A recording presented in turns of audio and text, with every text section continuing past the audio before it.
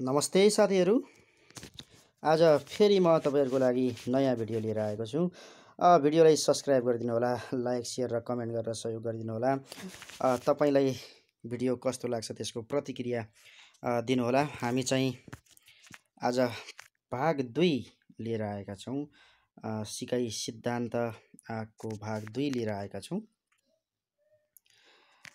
हामी पहिलो खण्ड प्रस्तुत गरिसकेपछि सिकाइ सिद्धान्त पाठ 3 कै भाग 2 आज लिएर आएका छौं।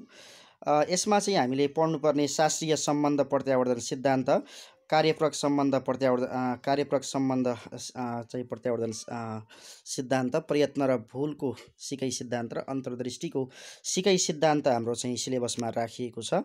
यी सिद्धान्तहरूलाई हामीले पढ्नुपर्ने छ। यो तपाईको चाहिँ प्रास को लागि पनि महत्त्वपूर्ण रहेको छ र त्यसैगरी शिक्षक सेवाको तयारी गर्ने साथीहरुको लागि पनि महत्त्वपूर्ण रहेको छ।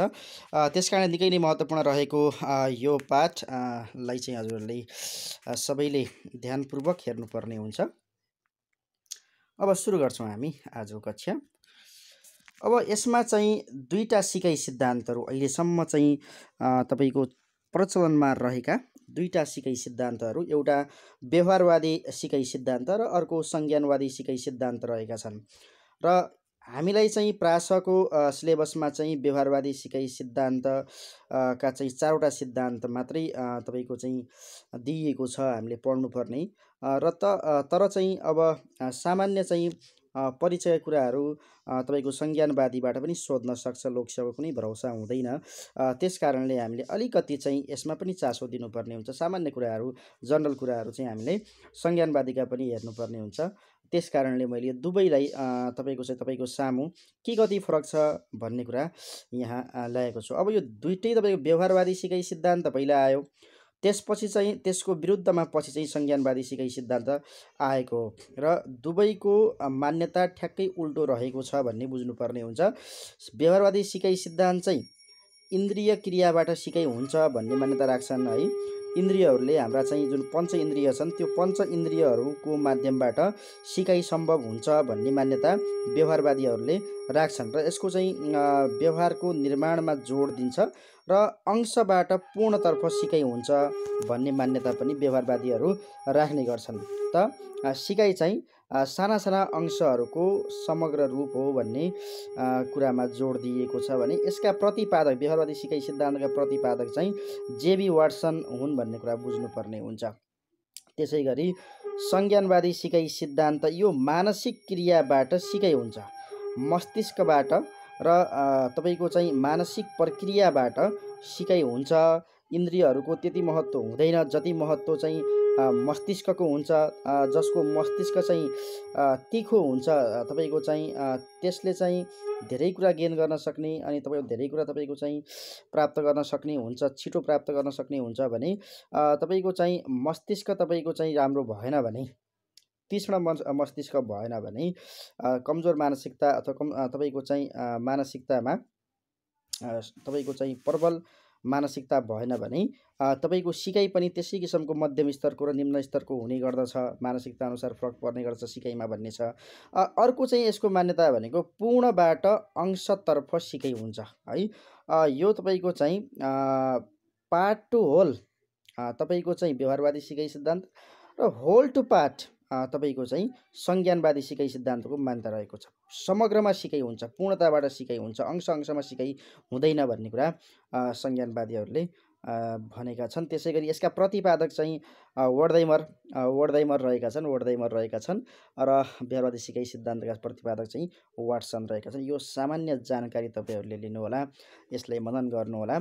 यसपछि चाहिँ यस पाठमा रहेका महत्त्वपूर्ण कुराहरू के पढ्ने, कति पढ्ने, कसरी पढ्ने, यो हामीले चाहिँ पद्धतिमा गयो, योजना बनाएर गयो भने सबै कुरा पढ्न सक्दैन। समय पनि थोरै छ हामीसँग। त्यसकारणले हामीले छोटो समयमा पढ्नै पर्ने कुरा मात्रै पढ्नुपर्ने हुन्छ, पुरै सिलेबसलाई कभर गर्नुपर्ने हुन्छ। त्यसकारणले हामीले तपाईको चाहिँ छानेर तपाईको काटछाँट गरेर पढ्नुपर्ने कुरा केही छुटोस् पनि नै र तपाईँको चाहिँ सम्पूर्ण कुरा पढियोस् पनि र केही तपाईँको सिलेबसभन्दा बाहिर पढ्नुपर्ने कुरा पनि हुँदैन। किनभने सिलेबसभन्दा बाहिर गयो भने तपाईँको चाहिँ समयको मात्रै बर्बाद हुने र तयारी पूर्ण नहुने हुँदा हामीले चाहिँ छोटो समयमा पूर्ण तयारी गर्नुपर्ने छ। त्यस कारणले अब चाहिँ यहाँ शास्त्रीय सम्बन्ध प्रत्यावर्तन सिकाइ सिद्धान्तमा हामी सिधै प्रवेश गऱ्यौँ। पहिलो भागमा हामीले चाहिँ यसभन्दा अगाडिको कुरा सिकिसकेका छौँ। त्यसपछि पहिलो भाग पनि हेर्नुहोला छुटेका साथीहरूले र चाहिँ च्यानललाई सब्सक्राइब गरेर सहयोग गर्नुहोला। अब शास्त्रीय सम्बन्ध प्रत्यावर्तन सिकाइ सिद्धान्तका प्रतिपादक को हुन् त? प्याभलभ, इभान पी प्याभलभ हुन् र उनले चाहिँ कुकुरमाथि प्रयोग गरेका हुन्। कुकुरमाथि एउटा कुकुरलाई पजलभित्र राखेर बाहिरी ध्वनिहरूको तपाईँको चाहिँ कुनै प्रभाव नपर्ने गरिकन बाहिरको चाहिँ वातावरणले कुनै प्रभाव नपर्ने गरिकन कुकुरमाथि प्रयोग गरेका हुन्। अब यिनको सिद्धान्त चाहिँ उत्तेजना र प्रतिक्रियाको सिद्धान्त, स्टिमुलस र रेस्पोन्स थ्योरी हो। यो तपाईँको चाहिँ पहिला चाहिँ उत्तेजना अथवा पुनर्बल अथवा चाहिँ सबलीकरण दिने हैन, अनि एउटा घन्टी बजाउने, घन्टी बज्ने बित्तिकै चाहिँ खाना दिने, अनि खाना चाहिँ तपाईँको चाहिँ खानाको लागि उसले प्रतिक्रिया देखाउँछ, र्याल चुहाउँछ हैन, भोक लागेको हुन्छ र्याल चुहाउँछ, खाना देख्ने बित्तिकै र्याल आउँछ हैन, तपाईँको चाहिँ त्यसपछि उसले खाना खान्छ, फेरि भोक लाग्दाखेरि तपाईँको चाहिँ उसलाई घन्टी बजाइन्छ, खाना दिइन्छ, घन्टी बजाइन्छ, खाना दिन्छ। उसले अभ्यस्त केमा पारिन्छ भने घन्टी बजेपछि खाना मिल्दो रहेछ भन्ने कुरा उसको मानसिकता त्यस किसिमको बनाइन्छ र त्यसपछि चाहिँ केही समयपछि घन्टी बजाउने तर खाना नदिने। अनि त्यसो गर्दा पनि के गर्छ भने घन्टी बजाउने बित्तिकै उसले र्याल छोड्छ, र्याल दिन्छ। त्यो र्याल दिनु भनेको के हो त भनेपछि सामान्यीकरण भयो, उसलाई सिकाइ भयो कि खाना नदिए पनि उसले चाहिँ र्याल गाड्नु भनेको उसमा सिकाइको सामान्यीकरण भयो, आदत निर्माण भयो, बानी निर्माण भयो भन्ने कुरा हो। फेरि चाहिँ लगातार घन्टी मात्रै बजाइराख्यो, तपाईँको चाहिँ खाना दिएन भने फेरि उसले आफ्नो प्रतिक्रिया छोड्छ, फेरि उसले र्याल काट्न छोड्छ फेरि हैन। फेरि तपाईँको चाहिँ घन्टीको साथमा अझै तपाईँको चाहिँ खाना दिन सुरु गर्यो भने केही दिनमा फेरि ऊ बानी पर्छ। त यसरी कुनै कुरा सिकाउनका लागि, बानी आदत निर्माणका लागि यस किसिमको व्यवहार निर्माणको प्रक्रिया अपनाउनु पर्ने हुन्छ। यो सिद्धान्त अनुसार व्यवहार निर्माण गर्न सकिन्छ भन्ने कुरा हो यो सिद्धान्तको मान्यता। अनि त्यसै गरी तपाईँको चाहिँ जुन छोडिसकेको हुन्छ घन्टी मात्रै बजाउने अनि खाना नदिने हैन, अनि तपाईँको चाहिँ त्यसपछि उसले जुन प्रतिक्रिया दिन छोड्छ र फेरि तपाईँको चाहिँ खाना पाइसकेपछि प्रतिक्रिया दिन्छ। यसबाट के सिकाउन खोजिएको हो भने कुनै कुरा सिकिसकेपछि बिचमा त्यो ग्याप भयो, हाम्रो चाहिँ त्यसलाई हामीले रिपिट गरेनौँ, रिकल गरेनौँ, त्यो कुरा केही दिनको लागि हामीले ग्याप गऱ्यौँ भने हामी बिर्सिन्छौँ मात्रै, बिर्सिने मात्रै हो, तर त्यो दिमागबाट हराउने होइन, दिमागबाट हट्ने होइन। त्यो कुरा फेरि तपाईँले हामीले चाहिँ रिपिट गर्ने, रिभिजन गर्ने बित्तिकै रिकल भइहाल्छ। फेरि हामी चाहिँ आदत हाम्रो फेरि निर्माण भइहाल्छ। बिहान 4 बजे उठ्ने हाम्रो बानी छ भने हामीले केही दिन हामीले छोडे पनि फेरि हामी त्यसलाई सुरुवात गर्ने हो भने 2-4 दिनमा हामी फेरि त्यो बानी लाई चाहिँ बसाल्न सक्छौँ भन्ने कुरा पनि हो यसमा चाहिँ। अब त्यसपछि अरू कुरा शास्त्रीय सम्बन्ध प्रत्यावर्तन सिकाइका तत्त्वहरू दिएको छ।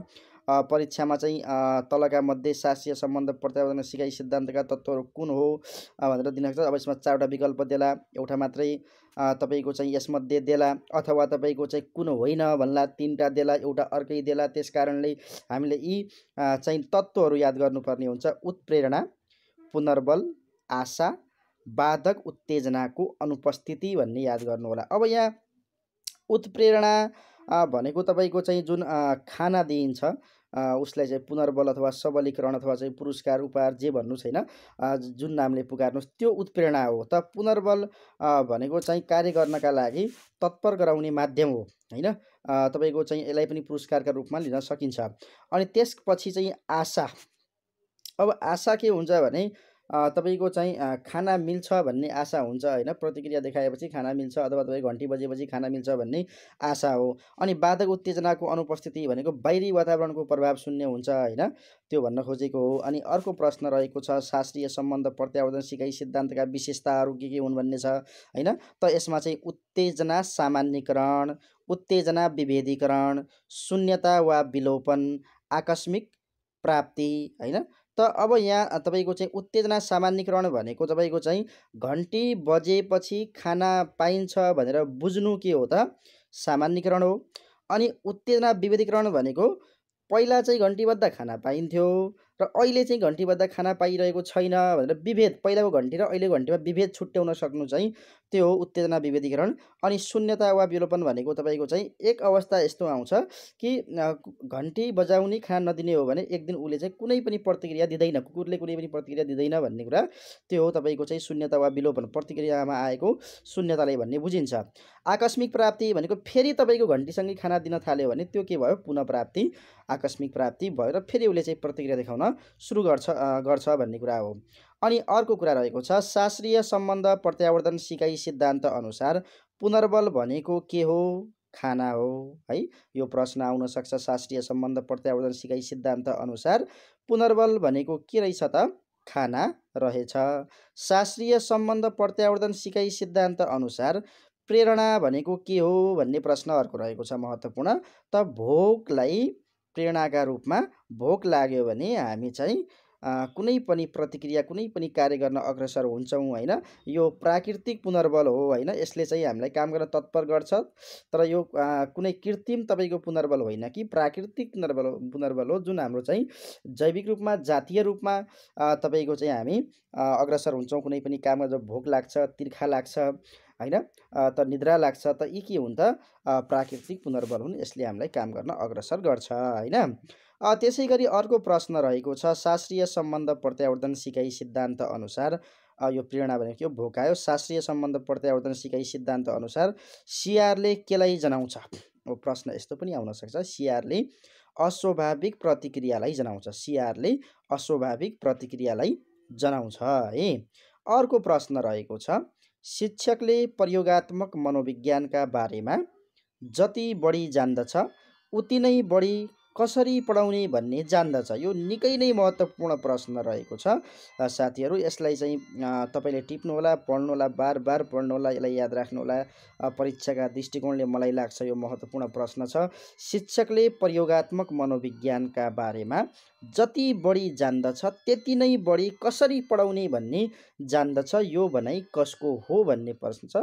यो मारिया मन्टेसोरी, मन्टेसोरी भन्ने याद राख्नुहोला। हजुरले चाहिँ गाउँ गाउँमा, घर घरमा मन्टेसोरी खुलेका छन्। त मन्टेसोरी भन्ने शब्द अहिले चाहिँ सजिलै याद हुने, हाम्रो चाहिँ चलन चल्तीमा आइराख्ने होइन। हामी सानसाना बालबालिकाहरूलाई मन्टेसोरीमा भर्ना गर्छौँ होइन। त्यस कारणले शिक्षकलाई चाहिँ जति चाहिँ प्रयोगात्मक मनोविज्ञानको ज्ञान भयो त्यत्तिकै उसलाई चाहिँ के हुन्छ, कसरी पढाउने भन्ने पनि ज्ञान हुन्छ। कसले भनेको हो त, मन्टेसोरीले भनेको हो भन्ने बुझ्नु होला। अर्कोमा जान्छौँ अब हामी कार्यपरक सम्बन्ध प्रत्यावर्तनको सिकाइ सिद्धान्तमा। अब यो प्याभलभको सिद्धान्त जुन छ तपाईँको शास्त्रीय सम्बन्ध प्रत्यावर्तन, त्यसबाट सोध्न सक्ने सम्भावित प्रश्न त्यति नै हुन्, त्यति पढ्दा पुग्छ। अब चाहिँ हामीले यसमा स्किनरको अर्को थ्योरीमा जानुपर्ने हुन्छ। यसमा धेरै प्रश्नहरू छन्, धेरै महत्त्वपूर्ण छ। पहिलोभन्दा यो चाहिँ धेरै महत्त्वपूर्ण छ। यो चारवटै तपाईँको चाहिँ सिद्धान्तहरूमा सबैभन्दा महत्त्वपूर्ण, धेरै प्रश्नहरूको सम्भाव्यता बोकेको सिद्धान्त यो रहेको छ है साथीहरू। अब प्रतिपादक को हुन् त, स्किनर हुन्, बीएफ स्किनर हुन्। कहाँका हुन् त यिनी, अमेरिकाका हुन् है। यिनको प्रयोग के माथि हो त, मुसामाथि हो होइन। प्याभलभको प्रयोग कुकुरमाथि, अनि त्यसै गरी स्किनरको प्रयोग के माथि, मुसामाथि होइन। त यो पनि तपाईँको चाहिँ एसआर थ्योरी नै हो है, उत्तेजना प्रतिक्रियाकै सिद्धान्त हो। तर फरक के मात्रै हो भने उता चाहिँ पहिला उत्तेजना त्यसपछि प्रतिक्रिया। यहाँ के हो त फरक भनेपछि, यहाँ पहिला चाहिँ प्रतिक्रिया हो, रेस्पोन्स हो, त्यसपछि चाहिँ के हो त, स्टिमुलस, तपाईँको चाहिँ उत्तेजना र प्रतिक्रिया। प्रतिक्रिया दिइसकेपछि मात्रै यहाँ उत्तेजना पुनर्बल दिइन्छ है। कुरा यहाँ बुझ्नु पर्यो, ठ्याक्कै उल्टो छ। ओ एसआर थ्योरी हो, यो आरएस थ्योरी हो है। एसआर थ्योरी र आरएस थ्योरी यो सोध्न सक्छ। एसआर थ्योरी कुन हो भनेर सोध्न सक्छ, अथवा तपाईँको आरएस थ्योरी कुन हो भनेर पनि सोध्न सक्छ। त्यस कारणले एसआर थ्योरी भनेको शास्त्रीय सम्बन्ध प्रत्यावर्तन सिकाइ सिद्धान्त हो भने आरएस थ्योरी भनेको चाहिँ कार्यपरक सम्बन्ध प्रत्यावर्तन सिकाइ सिद्धान्त हो भन्ने बुझ्नु होला स्किनरको है। यसमा के हुन्छ, पहिला चाहिँ प्राणीले प्रतिक्रिया देखाउँछ, यदि सही प्रतिक्रिया देखायो भने अनि मात्रै उसलाई पुनर्बल अथवा तपाईँको चाहिँ उत्तेजना दिइन्छ। अनि फेरि उसलाई चाहिँ सही प्रतिक्रिया देखाउँदा उसलाई तपाईँको चाहिँ उत्तेजना दिइन्छ र उसको बानी आदत निर्माण गराइन्छ कि ए मैले चाहिँ सही काम गरेँ भने मात्रै अथवा यो काम गरेँ भने मात्रै म खाना पाइरहेको छु। त्यस कारणले उसको गल्ती कम हुँदा हुँदै जान्छ र उसले सही काम को चाहिँ दर बढ्दा बढ्दै जान्छ। त सिकारुको सक्रियताले मात्रै सिकाइ हुन्छ भन्ने मान्यता यस चाहिँ सिद्धान्तले राख्दछ है। अब उसमा चाहिँ के थियो, तपाईँको चाहिँ सिकारु अथवा तपाईँको चाहिँ प्राणी निष्क्रिय थियो है। घन्टी बज्ने खाना पाउने, घन्टी बज्ने खाना पाउने, अनि कुनै बेला चाहिँ घन्टी मात्रै बज्ने खाना नदिने, अनि फेरि चाहिँ कुनै बेला घन्टी र खाना सँगसँगै दिने, त्यस किसिमको प्रक्रिया थियो। त्यहाँ चाहिँ प्राणीको सक्रियता 0 थियो। त स्किनरको थ्योरी कस्तो आयो भने सक्रिय भएपछि मात्रै उसले पुनर्बल पाउने, सिकारुको सक्रियताले मात्रै सिकाइ हुन्छ भन्ने मान्यता यसले राख्दछ। सिकाइका लागि अभ्यास र पुनर्बलको आवश्यकता पर्छ। अभ्यासको पनि आवश्यकता पर्छ र पुनर्बलको पनि आवश्यकता पर्छ। अभ्यासले चाहिँ चाँडै सिक्न सजिलो हुन्छ र दिगो सिकाइ हुन्छ। पुनर्बलले चाहिँ सिक्नका लागि तत्पर गराउँछ, सिकाइका लागि अग्रसर गराउँछ हैन। त त्यो सिक्ने इच्छा पुनर्बलले पैदा गर्छ र अभ्यासले के गर्छ, बानी निर्माण आदत निर्माण गर्ने कार्य गर्छ। कार्यपरकको अर्थ के हो भन्ने अर्को प्रश्न आउन सक्छ साथीहरू। यसको उत्तर रहेको छ प्रतिक्रियाहरूको समूह। प्रतिक्रियाहरूको समूह। कार्यपरकको अर्थ के हो भन्यो भने प्रतिक्रियाहरूको समूह हो भन्ने बुझ्नुलाई। अनि यस्तै अर्को प्रश्न छ प्रतिक्रियापरक व्यवहार भनेको के हो भन्ने प्रश्न पनि आउन सक्छ। यो भनेको चाहिँ बाध्यतावश देखा पर्ने प्रतिक्रिया, बाध्यतावश देखा पर्ने प्रतिक्रियालाई प्रतिक्रियापरक व्यवहार भनिन्छ भनेर बुझ्नुपर्ने हुन्छ साथीहरू। अनि मैले यो खुलाउने प्रयास, मलाई बुझाउने प्रयास पनि गरेँ। प्रश्न मात्रै होइन कि प्रश्न र उत्तर दुइटै बुझ्नु पर्यो। त्यो रटेर मात्रै घोकेर मात्रै हुँदैन। त्यो घोकेको कुरा चाहिँ बिर्सिन्छ, केही समयपछि बिर्सिन्छ। कन्सेप्ट लिनुहोस्, बुझ्नुहोस्, अनि सजिलो हुन्छ त्यस कारणले। अब यो बाध्यतावश देखा पर्ने प्रतिक्रिया भनेको के हो त भन्ने कुरा पनि बुझौँ। जसरी आगोमा हात पर्दा एक्कासी हात तान्छौँ हैन, त्यो के हो, बाध्यतावश देखा पर्ने प्रतिक्रिया, अचानक देखा पर्ने प्रतिक्रिया। अनि त्यसै गरी खाना देख्दा थुक अथवा र्याल निकाल्नु हैन, हामी थुक घुटुक घुटुक निलिरहेका हुन्छौँ अनि र्याल काढिरहेका हुन्छौँ, त्यो पनि के हो त भनेपछि बाध्यतावश देखा पर्ने प्रतिक्रिया हो। त्यो प्रतिक्रियापरक व्यवहार हो भन्ने बुझ्नुपर्ने हुन्छ साथीहरू। अर्को प्रश्नमा जान्छौँ हामी। प्रतिक्रिया देखाउने सम्भावनालाई कुन तत्त्वले बढाउँछ? प्रतिक्रिया देखाउने सम्भावनालाई कुन तत्त्वले बढाउँछ? यो त हामीलाई मजाले थाहा हुने कुरा, सबैले बुझ्ने कुरा। पुनर्बलले कुनै पनि काम गर्न मानिसलाई अथवा प्राणीलाई तत्पर तुल्याउँछ है। जस्तै अब पुनर्बल भनेको पुरस्कार हो हैन। अब पुरस्कार तपाईँको चाहिँ कापी हुनसक्छ, कलम हुनसक्छ, चक्लेट हुनसक्छ, कुनै पनि वस्तु अथवा तपाईँको चाहिँ मनबाट भावहरूलाई चाहिँ प्रशंसा दिने, स्याबासी दिने, सम्मान गर्ने हैन। यी चाहिँ के भयो त तपाईँको चाहिँ कृत्रिम पुनर्बल भए। त तपाईँको चाहिँ प्राकृतिक पुनर्बल मैले भनिहालेँ, भोक लाग्छ, मानिसलाई निद्रा लाग्छ, तिर्खा लाग्छ हैन। यी कारणले पनि मानिस काम गर्न तत्पर हुन्छ, यो हामीलाई जानकारी नै छ। अब स्किनरका अनुसार पुनर्बल भनेको के हो भन्ने प्रश्न अर्को महत्त्वपूर्ण रहेको छ। स्किनरका अनुसार पुनर्बल भनेको के हो भनेर प्रश्न सोधिन सक्छ र हामीले तयारी अवस्थामा बस्नुपर्ने हुन्छ। उत्तेजना र प्रतिक्रियालाई व्यवस्थापन गर्ने तत्त्व पुनर्बल हो। उत्तेजना र प्रतिक्रियालाई व्यवस्थापन गर्ने तत्त्व पुनर्बल हो। प्रश्न यसरी पनि सोध्न सक्छ साथीहरू, उत्तेजना र प्रतिक्रियालाई व्यवस्थापन गर्ने तत्त्व पुनर्बल हो, यो भनाइ कसको हो हैन, अथवा कसका अनुसार उत्तेजना र प्रतिक्रियालाई व्यवस्थापन गर्ने तत्त्व पुनर्बल हो भनेर पनि प्रश्न बनाउन सक्छ। अब बनाउनेको के जान्छ, जसरी पनि बनाउन सक्छ। हामीले हरेक अवस्थाका लागि तयारी अवस्थामा बस्नुपर्ने हुन्छ। प्रश्नलाई घुमाउने मात्रै हो, हामीलाई झुक्क्याउने मात्रै हो। प्रश्न त्यही हो, उत्तर त्यही हो, तर हामीलाई समय छोटो हुन्छ अनि प्रश्नहरू धेरै हुन्छन् हैन। तपाईँको चाहिँ 1 मिनटमा 2 अथवा 3वटा प्रश्नमा चाहिँ हामीले चाहिँ गोलो घेरा गर्नुपर्ने हुन्छ अनि हामीसँग चाहिँ हतारमा हामी गल्ती गर्न पुग्छौँ। त्यस कारणले झुक्क्याउने काम चाहिँ धेरै हुन्छ लोकसेवाबाट है। अनि अर्को प्रश्नमा जाउँ। प्रतिक्रिया देखाउने सम्भावनालाई कुन तत्त्वले बढाउँछ? प्रतिक्रिया देखाउने सम्भावनालाई कुन तत्त्वले बढाउँछ पुनर्बलले है। अब यो पनि भयो स्किनरका अनुसार पुनर्बल भनेको के हो भन्ने पनि भइसक्यो। अर्को प्रश्नमा जान्छौँ साथीहरू। विद्यार्थीको सही प्रतिक्रियामा पृष्ठपोषण दिनको लागि पुनर्बलको प्रयोग गरिन्छ। यो कसको भनाइ हो? डीको भन्ने याद राख्नु होला। हामी सामान्यतया डीको भनेको नेपाली भाषामा जुन यो माथि लाइन हालिन्छ त्यो लाइनलाई चाहिँ डीको भन्ने गरिन्छ। अब यहाँ विद्वानको नाम पनि डीको रहेछ, त्यस कारणले चाहिँ माथिको लाइन भन्ने बुझ्नु होला। विद्यार्थीको सही प्रतिक्रियामा पृष्ठपोषण दिनको लागि पुनर्बलको प्रयोग गरिन्छ। कसको भनाइरहेछ त? डीको भनाइरहेछ है साथीहरू। अब फेरि अर्को प्रश्नमा जान्छौँ हामी। कार्यप्रक सम्बन्ध प्रत्यावर्तनका तत्त्व तथा विशेषताहरू, यो पनि याद गर्नुपर्ने हुन्छ साथीहरू। पुनर्बल एउटा तत्त्व अथवा विशेषता पनि यिनै हुन्, तत्त्व पनि यिनै हुन्। पुनर्बल, प्रतिक्रिया, सामिप्यता, अभ्यास, व्यवहार निर्माण र सामान्यीकरण। अब पुनर्बल भने त हामीले बुझिहाल्यौँ, प्रतिक्रिया भने पनि बुझिहाल्यौँ, किन समय खेर फाल्ने। सामिप्यता भनेको बुझौँ। सामिप्यता भनेको तपाईँको चाहिँ उत्तेजना र प्रतिक्रियाको बिचमा तालमेल मिलाउने काम, दुवैको बिचमा सम्बन्ध स्थापना गर्ने काम कसले गर्छ त? पुनर्बलले गर्छ। हेर्नुहोस् है, कसले गर्छ?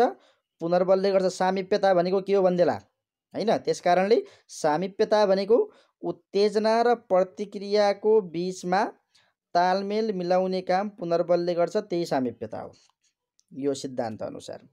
अभ्यासको कुरा आइसक्यो। व्यवहार निर्माण र सामान्यीकरण भने तपाईँहरूलाई मैले बताइसकेको छु। अब अगाडि बढौँ साथीहरू है।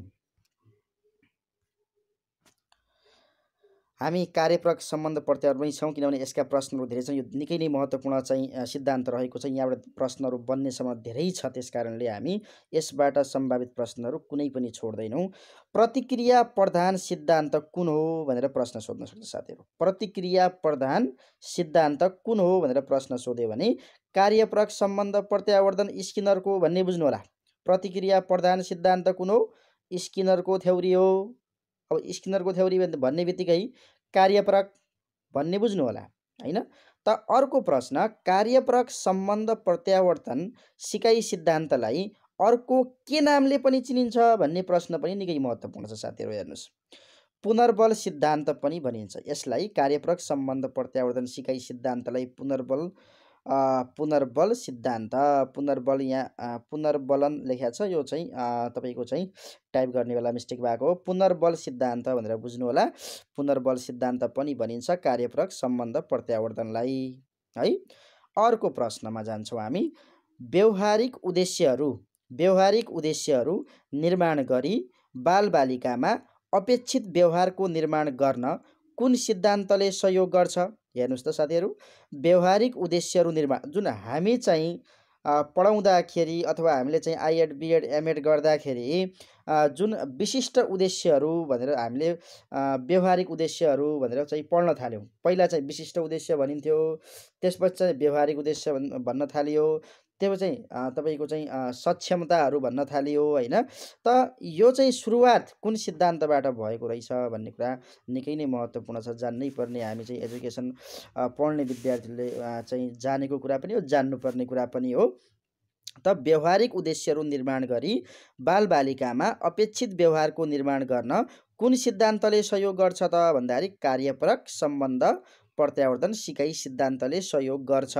स्किनरको थ्योरीले यो कुरा ल्याएको हो भन्ने पनि जान्नु पर्यो है। अब अर्को प्रश्नमा जाउँ साथीहरू। सरलबाट जटिलको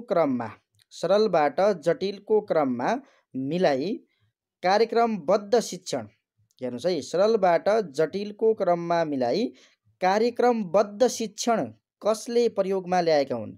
अब तपाईँले प्रश्न यति मात्रै पनि सोध्न सक्छ, कार्यक्रमबद्ध शिक्षण कसले प्रयोगमा ल्याएका हुन्, अथवा यो पुरै मिलाएर चाहिँ सरलबाट जटिलको क्रममा मिलाई क्रमबद्ध शिक्षण कसले प्रयोगमा ल्याएका हुन् भनेर पनि सोध्न सक्छ। स्किनरले नै ल्याएका हुन् भनेर कार्यप्रक सिकाइ सिद्धान्तले ल्याएको हो भन्ने बुझ्नुपर्छ है साथीहरू। परिस्थितिजन्य सम्झौताको नेतृत्व कसले गर्छ? परिस्थितिजन्य सम्झौताको नेतृत्व कसले गर्छ? शिक्षकले गर्छ। कुन सिद्धान्तले व्यवहार परिमार्जनका लागि व्यावहारिक उपचार पद्धति अपनाउन सक्छ। कुन सिद्धान्तले व्यवहार परिमार्जनका लागि व्यावहारिक उपचार पद्धति अपनाउन सक्छ? यो पनि कार्यपरक स्किनरकै सिद्धान्तले हो। अब प्रश्न यहाँ तपाईँको यो अगाडिको नसोधिकन तपाईँलाई व्यावहारिक उपचार पद्धति कुन सिद्धान्तको हो अथवा कुन सिद्धान्तले ल्याएको हो भन्न सक्छ हैन। ल्याउने विद्वान को हुन् अथवा ल्याउने तपाईँको चाहिँ सिद्धान्तकार को हुन् भनेर पनि सोध्न सक्छ। सिद्धान्तकार सोध्यो भने चाहिँ स्किनर, सिद्धान्त सोध्यो भने कार्यपरक सम्बन्ध प्रत्यावर्तन सिकाइ सिद्धान्तमा चाहिँ हामीले गोलो घेरा गर्नुपर्ने हुन्छ। स्किनरका अनुसार पुनर्बलको योजनाबद्ध तालिका। अब चाहिँ योजनाबद्ध तालिका हेरौँ। स्किनरको पुनर्बलको योजनाबद्ध तालिका कति प्रकारका छन्, के हुन् र तिनीहरूलाई चाहिँ बुझ्ने प्रयास गरौँ है। बुझ्ने प्रयास। निरन्तर पुनर्बल तालिका पहिलो 1 नम्बरमा रहेको छ। निरन्तर पुनर्बल तालिका हरेक सही प्रतिक्रियामा पुनर्बल प्रदान गर्नु के हो त? निरन्तर पुनर्बल तालिका हो है। किताबमा धेरै लामो लामो तरिकाले दिएको, धेरै व्याख्या गरिएको हुन्छ। त्यो अहिले समय छैन हामीसँग, त्यसकारणले छोटो मिठो तरिकाले र स्पष्ट बुझ्नुपर्ने हुन्छ। निरन्तर पुनर्बल तालिका भनेको हरेक सही प्रतिक्रियामा पुनर्बल प्रदान, जतिचोटि उसले चाहिँ सही प्रतिक्रिया देखाउँछ त्यतिचोटि उसलाई चाहिँ पुनर्बल प्रदान गर्नु के हो त? निरन्तर पुनर्बल तालिकाको सिद्धान्त हो भनेर बुझ्नु होला। अर्को 2 नम्बरमा रहेको छ अन्तरालयुक्त पुनर्बल तालिका। अब यो दुईटा मात्रै हुन्, एउटा निरन्तर पुनर्बल तालिका, एउटा अन्तरालयुक्त पुनर्बल तालिका। अब अन्तरालयुक्त पुनर्बल तालिकाका पनि 4वटा उपभागहरू रहेका छन्, 4वटा प्रकार यसका पनि रहेका छन्। त हेरौँ, पहिलो प्रकार चाहिँ निश्चित अनुपात पुनर्बल तालिका। निश्चित अनुपात पुनर्बल तालिका यो भनेको के हो त भन्दाखेरि निश्चित सङ्ख्यामा सही प्रतिक्रिया गरेपछि तोकिया पूर्व निर्धारित हुन्छ। 5वटा सही प्रतिक्रिया देखायो भने अनि मात्रै पुनर्बल दिने, अथवा 10वटा देखायो भने मात्रै तपाईँको चाहिँ पुनर्बल दिने, अथवा तपाईँको 8वटा सही प्रतिक्रिया गरेपछि मात्रै पुनर्बल प्रदान गरे। त्यो पहिला नै तपाईँको योजना बनाइएको हुन्छ। त्यो योजना अनुसार, त्यो तोकिएको दर अनुसार चाहिँ पुनर्बल प्रदान गर्ने कार्य कसमा हुन्छ त? निश्चित अनुपात पुनर्बल तालिकामा हुन्छ। अर्को रहेको छ यहाँ अनिश्चित अनुपात पुनर्बल तालिका। निश्चित अनुपात, अनिश्चित अनुपात, निश्चित अनुपात, अनिश्चित अनुपात। अब यो अनिश्चित अनुपात भने के हो त भन्दाखेरि आवश्यकता अनुसार सङ्ख्यामा घटबड गर्ने। कुनै बेला 5 सही प्रतिक्रियामा दिइदियो, कुनै बेला 5 मा दिएन, 8 मा दियो हैन। त आवश्यकता हेरेर, आवश्यकताको महसुस गरेर कतिमा दिन चाहिँ उपयुक्त हुन्छ। कुनै बेला 4 मा पनि दिन उपयुक्त हुनसक्छ र कुनै बेला 10 मा पनि दिन उपयुक्त हुनसक्छ। त्यो आवश्यकता हेरेर चाहिँ दिइने भयो पुनर्बल है। अब ग मा रहेको छ निश्चित समय अन्तराल पुनर्बल तालिका। अब यो भने के हो त? निश्चित समय अन्तराल पुनर्बल तालिका भनेको निश्चित समय पुगेपछि मात्र पुनर्बल प्रदान भनेको। जसरी प्रत्येक 30 सेकेन्डमा पुनर्बल दिने भनेर तोकियो, अथवा प्रत्येक 1 मिनेटमा उसले सही प्रतिक्रिया गरोस् नगरोस् अथवा जतिचोटि गरोस् त्योसँग मतलब भएन। यहाँ तपाईँको मतलब केसँग मात्रै भयो भने कति मिनेटमा दिने अथवा कति समयमा दिने हैन, त्यो तोकिएकै हुन्छ पहिला। र त्यसै अनुसार तपाईँको 5 मिनेटमा दिने भनेपछि त्यसै अनुसार दिइने भयो, 1 मिनेटमा दिइने भनिएको छ भने त्यसै अनुसार दिइने भयो, जुन तोकिएको हुन्छ त्यसै अनुसार दिइने कुरा हुन्छ है साथीहरू। अर्को चाहिँ घ मा रहेको छ अनिश्चित समय अन्तराल पुनर्बल तालिका। निश्चित समय अन्तराल पुनर्बल तालिका, अनिश्चित समय अन्तराल पुनर्बल तालिका। त यो के हो त भने आकस्मिक रूपमा प्रदान।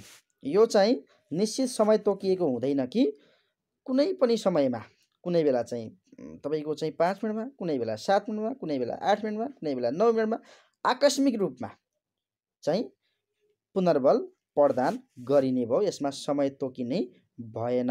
यसरी चाहिँ हामी बुझौँ सरस्वती रूपमा तपाईँको चाहिँ स्किनरको पुनर्बल तालिका है। योजनाबद्ध पुनर्बल तालिका। 1 मा निरन्तर पुनर्बल तालिका, 2 मा अन्तरालयुक्त पुनर्बल तालिका। अन्तरालयुक्त भित्र पनि 4वटा रहेका छन्। निश्चित अनुपात, अनिश्चित अनुपात, निश्चित समय, अनिश्चित समय भनेर बुझ्नुपर्ने हुन्छ है साथीहरू। बुझ्नुभयो होला पक्कै पनि। मैले बुझाउने प्रयास सकभर हजुरलाई गरिरहेको छु। अनि बुझिएन भने कमेन्ट गर्नु होला, म फेरि तपाईँलाई बुझाउने प्रयास गरौँला। र तपाईँले चाहिँ पूर्ण तयारी गर्नुहोस् र इक्जाम दिनुभन्दा अगाडि ढुक्क भएर म सक्छु, म तपाईँको पास हुन्छु भन्ने हिसाबले, सिफारिस हुन्छु भन्ने हिसाबले जानुहोला। मेरो शुभकामना तपाईँहरूलाई। अब प्रयत्न र भुल सिकाइ सिद्धान्त, प्रयत्न र भुल सिकाइ सिद्धान्तमा हामी पुग्यौँ। तेस्रो चाहिँ सिकाइ सिद्धान्तमा आएपछि यसपछि एउटा मात्रै सिद्धान्त बाँकी छ। त यसबाट आउन सक्ने महत्त्वपूर्ण प्रश्नहरू के कति छन् र कसरी पढ्ने कसरी बुझ्ने हेरौँ। प्रतिपादक थर्नडाइक, प्रयत्न र भुल सिकाइ सिद्धान्तका प्रतिपादक को हुन् त भने थर्नडाइक। थर्नडाइक कहाँका हुन् भने अमेरिकाका हुन्। के माथि प्रयोग गरेका हुन्, कसमाथि प्रयोग गरेका हुन् भने बिरालोमाथि प्रयोग गरेका हुन्, बिरालोमाथि प्रयोग गरेका हुन् भन्ने बुझ्नु होला। त थर्नडाइकको थ्योरी चाहिँ, अब यो थर्नडाइक चाहिँ एसआर थ्योरीका पनि प्रतिपादक हुन्। यो निकै नै झुक्क्याउने प्रश्न छ, किनभने एसआर थ्योरी प्याब्लवले पनि चाहिँ यही अनुसरण गरेका हुन्। अनि तपाईँको चाहिँ स्किनरले पनि यही अनुसरण गरेका, उनको चाहिँ आर्यस हो र उनको थ्योरी चाहिँ एसआर नै हो। तर उनले चाहिँ पहिला चाहिँ के गरे, रिस्पोन्स गर्नु पर्यो अनि मात्रै तपाईँको चाहिँ स्टिमुलस दिने काम हुन्छ भनेर चाहिँ परिवर्तन गरेका हुन्। तर उनको थ्योरी चाहिँ के हो त, उनको पनि थ्योरी एसआर नै हो होइन। त यो जुन यिनीहरूले प्रयोग गरे, यो सिद्धान्तलाई लागू गरे, त यसको चाहिँ प्रतिपादक चाहिँ उनीहरू होइनन्। फेरि यसको प्रतिपादक चाहिँ थर्नडाइक हुन् भन्ने बुझ्नुपर्ने हुन्छ है साथीहरू। त्यस कारणले एसआर थ्योरी हामी प्याब्लव लगाउँला अथवा स्किनर लगाइदिउँला, त्यसो नगर्नु होला। यसका प्रतिपादक चाहिँ थर्नडाइक हुन् भनेर बुझ्नु होला है साथीहरू। अर्को प्रश्न यसबाट सोध्न सक्ने, सिकाइमा पुरस्कार र दण्डको अवधारणा, सिकाइमा पुरस्कार र दण्डको अवधारणा कसले ल्याएका हुन्, थर्नडाइकले ल्याएका हुन्। अब यो पुनर्बल तपाईँको दुई प्रकारको हुन्छ। पुनर्बल कति प्रकारको हुन्छ सामान्यतः दुई प्रकारको हुन्छ, एउटा सकारात्मक पुनर्बल, अर्को नकारात्मक पुनर्बल। सकारात्मक पुनर्बल भनेको पुरस्कार हो, नकारात्मक पुनर्बल भनेको दण्ड हो भन्ने बुझ्नु होला। अब अहिले चाहिँ तपाईँको सकारात्मक पुनर्बललाई जोड दिइएको छ, नकारात्मक पुनर्बल दिनु हुँदैन भनिएको छ। यसले चाहिँ तपाईँको सिकाइमा प्रभाव पार्छ भन्दा पनि असर नै पार्छ है। र कुनै बानीलाई, आदतलाई, गलत बानी अथवा गलत आदतलाई छुटाउनका लागि तपाईँको चाहिँ नकारात्मक पुनर्बलको पनि प्रयोग गर्न सकिन्छ भन्ने कुरा धेरै विद्वानहरूले चाहिँ भनेका छन्। तर चाहिँ अहिलेको बाल मनोविज्ञान अनुसारको सिकाइमा चाहिँ तपाईँको पुरस्कार नै दिने भनिएको छ है। यस सिद्धान्तलाई अनुबन्ध सिद्धान्त, बाउन्ड थ्योरी, हेर्नुहोस् है, बाउन्ड थ्योरी है। यस सिद्धान्तलाई अनुबन्ध सिद्धान्त, बाउन्ड थ्योरी, सहकार्य सिद्धान्त, सहकार्य सिद्धान्त हैन, कनेक्सनिज्म पनि भनिन्छ। हेर्नुहोस् त, प्रयत्न तथा भुल सिकाइ सिद्धान्तलाई, प्रयत्न तथा भुल सिकाइ सिद्धान्तलाई के पनि भनिदो रहेछ त, दुईटा अरू सिद्धान्तको नामले पनि चिनिदो रहेछ। एउटा चाहिँ बाउन्ड थ्योरी, अर्को चाहिँ कनेक्सनिज्मका नामले पनि चिनिदो रहेछ। यो निकै नै महत्त्वपूर्ण छ साथीहरू, एकदमै विचार पुर्याउनुहोस्। यस सिद्धान्तलाई अनुबन्ध सिद्धान्त र सहकार्य सिद्धान्त, अनुबन्ध सिद्धान्त र सहकार्य सिद्धान्तका नामले पनि चिनिन्छ भन्ने कुरा एकदमै दिमागमा राखिहाल्नुहोस् साथीहरू। प्रयत्न र भुल सिकाइ सिद्धान्तका नियमहरू तीनटा नियम छन्, मात्रै तीनटा नियम छन्, याद गर्नु होला साथीहरू।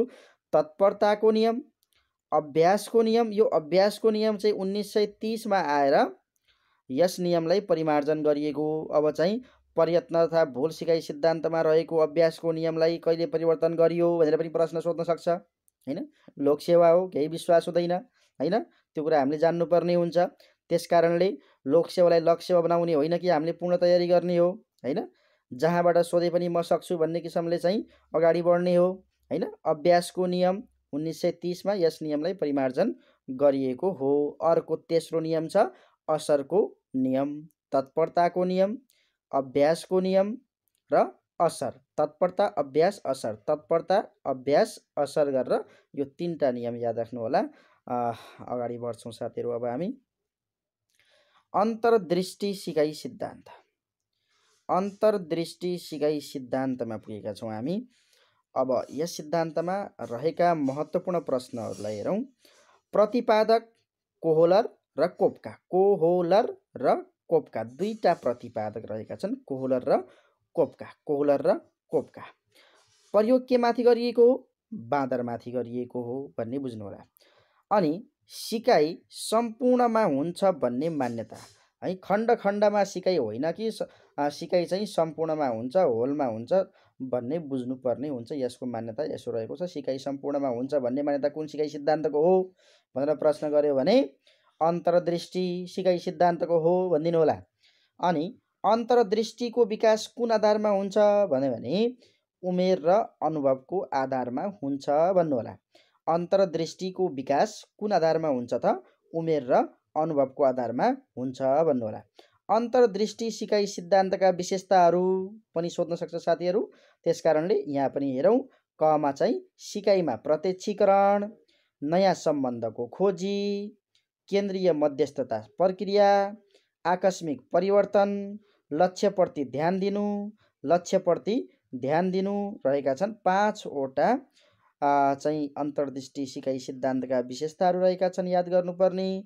1 नम्बरमा प्रत्यक्षीकरण, 2 नम्बरमा नयाँ सम्बन्धको खोजी, 3 नम्बरमा केन्द्रीय मध्यस्थता प्रक्रिया, 4 नम्बरमा आकस्मिक परिवर्तन र 5 नम्बरमा लक्ष्यप्रति ध्यान दिनु भन्ने रहेको छ। अर्को प्रश्नमा जाउँ साथीहरू। सिकाइमा समस्या समाधान विधि प्रयोग गर्न कुन सिद्धान्तले सिफारिस गर्छ? सिकाइमा समस्या समाधान विधि प्रयोग गर्न कुन सिद्धान्तले सिफारिस गर्छ त? अन्तर्दृष्टि। अब समस्या समाधान विधि ल्याउने सिकाइ सिद्धान्त कुन हो त भनेर पनि प्रश्न गर्न सक्छ साथीहरू। अन्तर्दृष्टि हो। समस्या समाधान विधि कसको त? अन्तर्दृष्टिको। तपाईँको चाहिँ कोहलर र कोपकाको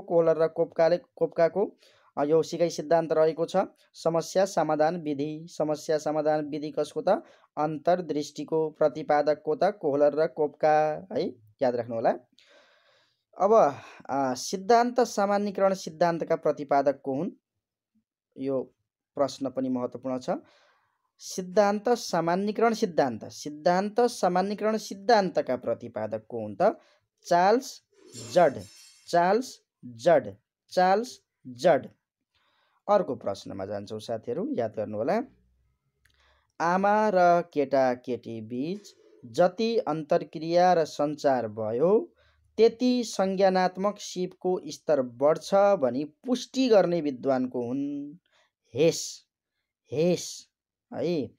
आमा र केटाकेटी बीच जति अन्तर्क्रिया र सञ्चार भयो त्यति संज्ञानात्मक सिपको स्तर बढ्छ भनी पुष्टि गर्ने विद्वान को हुन् त? हेस हुन् भनेर बुझ्नु होला। यो पनि महत्त्वपूर्ण प्रश्न रहेको छ। प्रश्न सबै महत्त्वपूर्ण छन् र हामीले यहाँ महत्त्वपूर्ण प्रश्नहरूलाई मात्रै लिएका छौँ र कुनै प्रश्न छोडेका पनि छैनौँ। सम्पूर्ण तयारी गराउने हाम्रो लक्ष्य तपाईँहरूको लागि। सांस्कृतिक वातावरणबाट वञ्चित केटाकेटीको बौद्धिक स्तर। सांस्कृतिक वातावरणबाट वञ्चित केटाकेटीको बौद्धिक स्तर निम्न तहको हुने गर्दछ, कसको भनाइ हो भनेर प्रश्न आउन सक्छ। यो चाहिँ एकदमै महत्त्वपूर्ण प्रश्न छ। आशु वेल को चाहिँ यो परिभाषा रहेको छ, उनको यो भनाइ रहेको छ। सांस्कृतिक वातावरणबाट वञ्चित केटाकेटीको बौद्धिक स्तर निम्न तहको हुने गर्दछ, आशु वेल। अब तपाईँको चाहिँ साथीहरू हजुरहरूका म कमेन्टको चाहिँ रिप्लाई पनि दिइरहेको छु र केही समस्या छ भने, कुनै नबुझेको कुरा छ भने कमेन्ट बक्समा छोडिदिनु होला। र हजुरलाई एउटै जिम्मेवारी दिएको छु, भिडियोलाई सब्स्क्राइब गर्ने र सेयर गर्ने। सबै तयारी गरिरहनुभएका सम्पूर्ण साथीहरूको माझमा यो भिडियोहरू पुगोस्, उहाँहरूलाई पनि सहयोग होस्। हामीले आफैले मात्रै पढ्ने होइन, मबाट हामीको धारणामा जाउँ, सबैले सिक्नुपर्छ, सिक्न पाउनुपर्छ भन्ने अवधारणा अनुसार हामीले चाहिँ यी भिडियोहरू सम्पूर्ण चाहिँ तयारी गर्ने साथीहरूमाझ पुर्याइदिनु होला र सब्स्क्राइब गरेर मलाई सहयोग गरिदिनु होला। आजका लागि यतिकै। म फेरि अर्को पाठ लिएर फेरि आउनेछु तपाईँहरूको माझ।